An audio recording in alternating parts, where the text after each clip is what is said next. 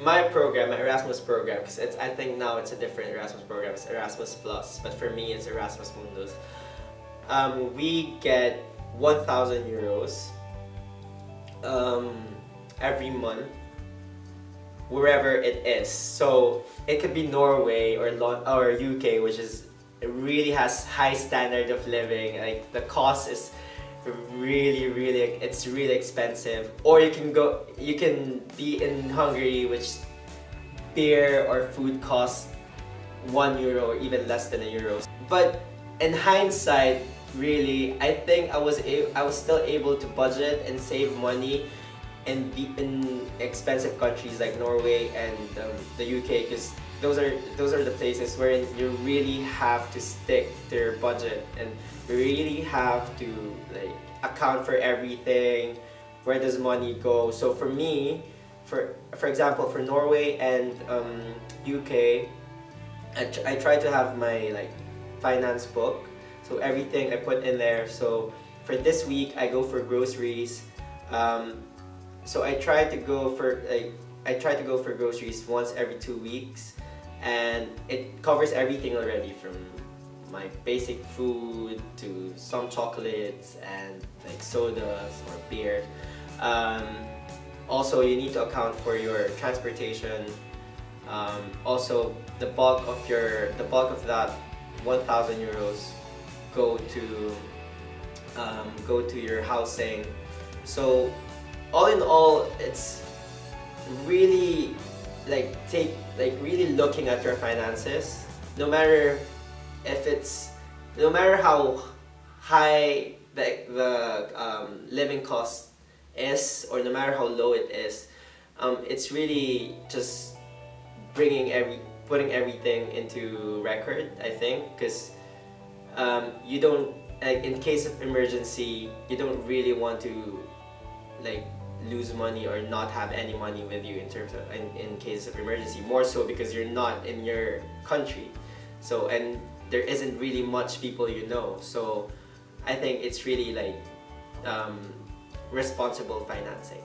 Yes, for 1,000 euros it covers everything. So housing, transportation, food, like for trips as well, because you're in Europe, so you need to enjoy Europe as well. So you travel from one place to another. So you also, when you have that kind of money, you try to come up with really creative things on how you can live. So sometimes you talk to your flatmates and you go to groceries together, or you look for part-time jobs, or you participate in like researches. So you get not much money, but still something that will last you to the whole week. But for Hungary, of course, it's so much cheaper. Like for housing, it's just I just spent probably 150 euros per month. So it's, I mean, living in Hungary is so much more comfortable compared to living in Norway, but still,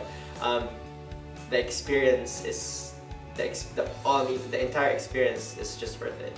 Oddest thing I did was I participated in a survey. So in UK, of course, everything is so expensive, even more expensive than Norway, because in UK, housing is really expensive. But of course, 1,000 euros would like inflate, so it would cost probably £700 in UK, which is nothing. So I participated in a research. I joined this Facebook group, which is like surveys or researches in London, and so yeah, you would see several promotions and advertisements, like getting students to participate in this survey. In return, they will give you like 30 pounds, or like vouchers, or like those stuff. So, but to be honest, I really love it. Oh, actually, one more thing. Another odd thing that I did.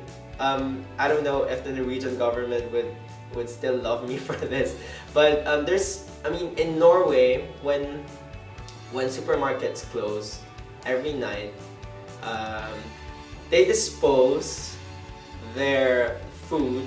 They put it in their dumpsters, and even though it's still fresh, if it's way past the expiry date, it has to go.